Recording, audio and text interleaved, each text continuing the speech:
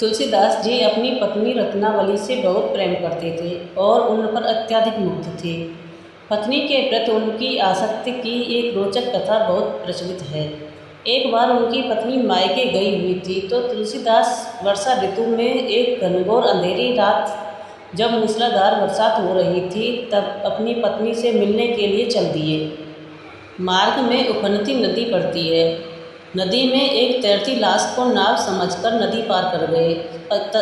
तत्पश्चात जब पत्नी के मायके पहुँचे तो खिड़की पर लटके सांप को देखकर उन्होंने सोचा शायद उनकी पत्नी ने उन्हीं के लिए रस्सी लटका रखी है तथा सांप को रस्सी समझकर घर की छत पर चढ़ गए। तुलसीदास की पत्नी रत्नावली बड़ी विदुषी थी। अपने पति के नष्ट कृत्यों से बहुत लज्जित हुई और उन्होंने तुलसीदास को ताना देते हुए कहा, हाड़ मास को देह मम तापर जितनी प्रीत, तीसो आदो जो राम प्रति अवश्य मिटहे भव प्रीत।